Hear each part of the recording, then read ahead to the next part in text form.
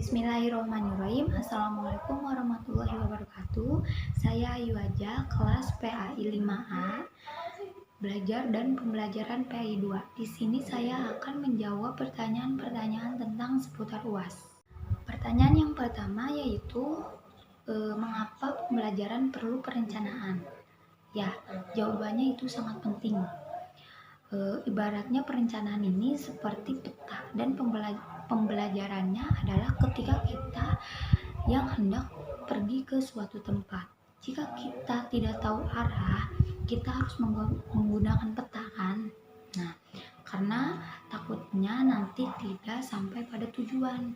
Nah, seperti halnya dengan perencanaan, perannya sangat penting dalam kegiatan pembelajaran. Jika guru tidak memiliki perencanaan pembelajaran, saya yakin di kelas dia akan bingung untuk mengajar apa. Dia akan kesulitan mengendalikan kelas dan membuat suasana kelas menjadi tidak kondusif. Nah, yang akibat tujuan pembelajarannya itu tidak tercapai. Nah, jadi jawabannya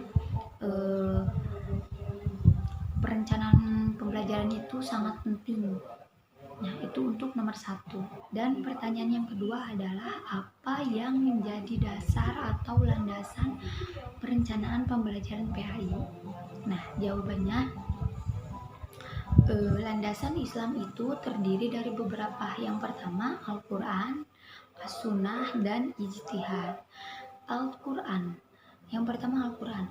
Al-Quran ialah firman Allah yang berupa wahyu yang disampaikan oleh Jibril kepada Nabi Muhammad SAW.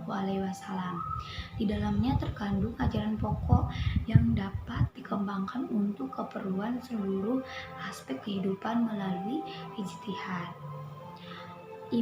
Keimanan yang disebut akidah, dan yang berhubungan dengan amal dan disebut syariah. Dan untuk yang kedua yaitu As-Sunnah. As-Sunnah ialah perkataan, perbuatan, ataupun pengakuan Rasulullah Shallallahu Alaihi Wasallam. Yang dimaksud dengan pengakuan itu adalah kejadian atau perbuatan orang lain yang diketahui Rasulullah dan beliau membiarkannya saja kejadian atau perbuatan itu berjalan. Untuk ijtihad adalah istilah para fuqaha berpikir dengan menggunakan seluruh ilmu yang dimiliki oleh ilmuwan syariat Islam untuk menetapkan atau menentukan sesuatu hukum syariat Islam dalam hal-hal yang nyata belum ditegaskan di hukumnya oleh Al-Quran dan As-Sunnah. Ijtihad dalam hal ini dapat saja meliputi seluruh aspek kehidupan termasuk aspek pendidikan, tetapi tetap berpedoman pada Al-Quran dan As-Sunnah. Dan untuk pertanyaan yang ketiga, bagaimana merencanakan pembelajaran? Yang pertama itu jawabannya merumuskan tujuan khusus. Merumuskan tujuan khusus pembelajaran artinya merumuskan materi-materi pelajaran yang disesuaikan dengan standar kompetensi dan kompetensi dasar mata pelajaran yang akan dikembangkan. Yang kedua, memilih pengalaman belajar. Belajar bukan hanya sekedar mencatat dan menghafal, akan tetapi proses berpengalaman sehingga siswa harus didorong secara aktif untuk melakukan kegiatan tertentu, mencari dan menentukan sendiri fakta.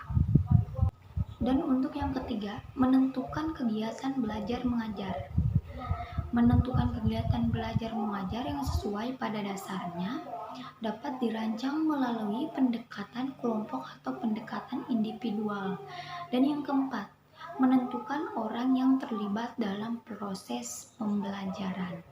Orang-orang yang akan terlibat dalam proses pembelajaran dan berperan sebagai sumber belajar meliputi struktur atau guru dan tenaga profesional. Dan untuk yang kelima, memilih alat dan pembelajaran seperti keberagaman kemampuan intelektual siswa, jumlah dan keberagaman tujuan pembelajaran khusus yang harus dicapai siswa, tipe-tipe media diproduksi digunakan secara khusus berbagai alternatif pengalaman belajar untuk mencapai tujuan pembelajaran, dan alat yang dapat dimanfaatkan, dan yang terakhir fasilitas fisik yang tersedia. Dan untuk yang keenam, ketersediaan fasilitas fisik. Nah, ini maksudnya adalah faktor yang akan berpengaruh terhadap keberhasilan proses pembelajaran. Ini juga meliputi ruangan kelas, pusat media, laboratorium, dan lain-lain. Dan untuk yang ketujuh, yang terakhir, perencanaan, evaluasi, dan pengembangan. Prosedur evaluasi merupakan faktor penting dalam perencanaan pembelajaran, sebab dengan evaluasi akan dilihat keberhasilan pengelolaan pembelajaran dan keberhasilan siswa mencapai tujuan pembelajaran. Dan selanjutnya pertanyaan yang kedua, jelaskan unsur-unsur yang menentukan kualitas pembelajaran PAI di sekolah atau madrasah sehingga pembelajaran tersebut dapat terlaksana secara efektif dan efisien. Nah, jawabannya itu adalah pembelajaran efektif dan efisien akan terwujud melalui persiapan yang matang dan struktur, baik persiapan administratif maupun materi pembelajaran yang akan diajarkan. Nah, ada beberapa upaya penting untuk menciptakan pembelajaran yang efektif dan efisien. Nah, yang pertama itu menguasai materi pelajaran. Guru perlu menguasai materi bahan ajar sebaik mungkin. Nah, dalam hal ini adalah bagaimana guru menyajikan materi pelajaran secara terorganisir dengan baik. Materi pelajaran disusun dan disampaikan mulai dari hal-hal termudah sampai ke materi yang dianggap sulit. Dan untuk yang kedua, menggunakan strategi dan metode. Ini tuh maksudnya adalah pola pendekatan dalam penyampaian bahan pelajaran kepada siswa, baik strategi itu adalah metode yang digunakan dalam menyampaikan materi pembelajaran, dan metode yang digunakan perlu pertimbangan karakter siswa, materi pelajaran, sarana belajar, dan lain sebagainya. Dan untuk yang ketiga, menggunakan media dan alat peraga. Media dan alat peraga berperan mempermudah penyampaian materi pelajaran kepada anak sehingga pembelajaran berjalan efektif dan efisien. Selain itu, media dan alat peraga akan membantu memberikan materi pelajaran yang luar dalam waktu yang singkat. Dan untuk yang keempat, mengatur kondisi siswa dalam kelas. Idealnya sebuah kelas diisi dengan siswa sekitar 20-30 orang siswa. Jika melebihi kapasitas ini, sulit menciptakan pembelajaran efektif dan efisien, karena guru akan kesulitan mengelola kelas dengan baik. Kemudian, guru perlu mengondisikan semua siswa untuk benar-benar siap menerima pelajaran. Dan untuk yang kelima, membangun komunikasi yang hangat. Maksudnya ini adalah komunikasi yang berjalan secara bagus dan harmonis antara guru dan siswa. Hubungan yang kurang akrab antara guru dan siswa berpeluang menciptakan kendala terhadap pembelajaran efektif dan efisien. Dan untuk pertanyaan selanjutnya nomor 3, secara garis besar teori dikelompokkan paradigma yaitu behaviorisme, kognitivisme, dan konstruktivisme. Uraikan secara sistematis tentang pengertian belajar, proses pembelajaran, dan implikasikan teori terhadap pembelajaran. Berikan kritik masing-masing paradigma tersebut. Nah, jawabannya. Dan untuk jawabannya yang pertama, teori behavioristik menjelaskan belajar adalah perubahan perilaku yang dapat diamati, diukur, dan dinilai secara konkret. Perubahan terjadi melalui rangsangan atau stimulans yang menimbulkan hubungan perilaku kreatif atau respon berdasarkan hukum-hukum mekanistik. Stimulan tidak lain adalah lingkungan belajar anak, baik yang internal maupun eksternal, yang menjadi penyebab belajar. Respon adalah akibat atau dampak berupa reaksi pipik terhadap stimulan. Nah, belajar berarti penguatan ikatan, asosiasi, sifat, dan kecenderungan perilaku atau stimulus dan respon. Dan untuk mengaplikasikan teori ini, seorang guru perlu melakukan beberapa proses, seperti memberikan dorongan supaya muridnya dapat merasakan rasa ingin tahu, melakukan stimulus guna memperoleh respon siswa, dan melakukan pengulangan stimulus dalam bentuk berbeda. Nah, teori behavioristik ini dinilai perlu fokus pada pendidikan. Jadi tantangannya adalah guru harus lebih kreatif dalam menyampaikan suatu materi agar siswa tidak bosan.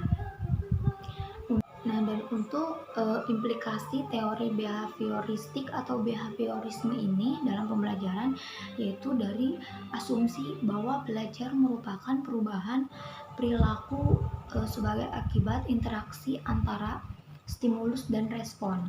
Maka pembelajaran kemudian dipandang sebagai sebuah aktivitas ahli pengetahuan atau transfer of knowledge oleh guru kepada siswa. Dalam perspektif semacam ini dilihat bahwa peran guru dipandang sebagai satu-satunya sumber pengetahuan. Nah, kedudukan siswa dalam konteks pembelajaran behaviorisme menjadi orang yang tidak tahu apa-apa, dan karena itu perlu diberitahukan oleh guru. Dengan demikian perubahan perilaku siswa mesti bersesuaian dengan apa yang dikehendaki oleh guru. Jika terjadi perubahan perilaku yang tidak sesuai, maka hal tersebut dipandang sebagai error, atau errornya itu error behaviorisme yang diberikan ganjaran. Nah, dan untuk selanjutnya, teori belajar kognitif lebih menekankan pada belajar merupakan suatu proses yang terjadi dalam akal pemikiran manusia. Pada dasarnya, belajar adalah suatu proses usaha yang melibatkan aktivitas mental yang terjadi dalam diri manusia sebagai akibat dari proses interaksi aktif dan lingkungannya untuk memperoleh suatu perubahan dalam bentuk pengetahuan, pemahaman, tingkah laku, keterampilan, dan nilai sikap yang bersifat relatif dan berbekas. Nah, dalam proses pembelajarannya itu di sekolah, sebagai contoh penerapan teori kognitif adalah seorang guru menggunakan bahasa yang mudah dipahami oleh peserta didik, serta memberi ruang bagi mereka untuk saling bicara serta diskusi dengan teman-temannya.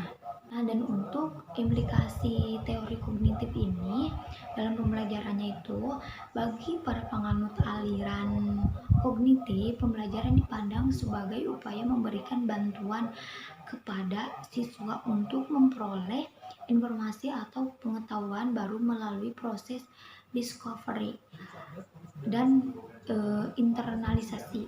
Untuk selanjutnya, teori kaum konstruktivisme, belajar adalah suatu proses yang organik untuk menentukan sesuatu, bukan suatu proses mekanis untuk mengumpulkan fakta.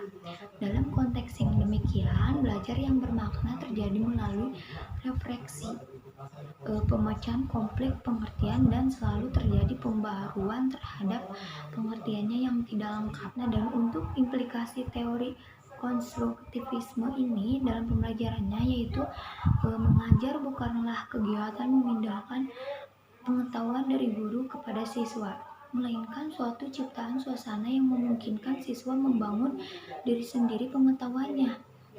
Mengajar berarti Partisipasi aktif guru bersama-sama siswa membangun pengetahuan, membuat makna, mencari kejelasan, bersikap kritis, dan mengadakan justifikasi. Jadi mengajar adalah belajar itu sendiri.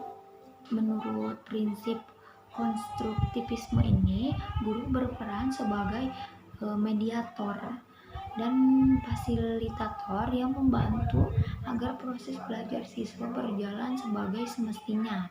Dan untuk selanjutnya, kritikannya yaitu teori belajar merupakan suatu pemahaman yang mesti dimiliki oleh seorang guru dalam pembelajaran guna untuk membelajarkan peserta didik. Teori belajar merupakan sekelompok pemahaman tentang bagaimana belajar itu sendiri, siapa saja yang mesti terjadi dalam belajar, atau apa saja yang dituntut mengalami perubahan sebagai hasil dari belajar itu sendiri. Nah, seorang guru mutlak harus mengetahui macam-macam teori belajar agar pembelajaran dapat terarah dengan baik. Karena praktik tanpa teori atau ilmu yang benar, maka apa yang dilaksanakan menjadi kurang maksimal. Jadi sekian pemaparan dari saya, kurang lebihnya mohon maaf. Wassalamualaikum warahmatullahi wabarakatuh.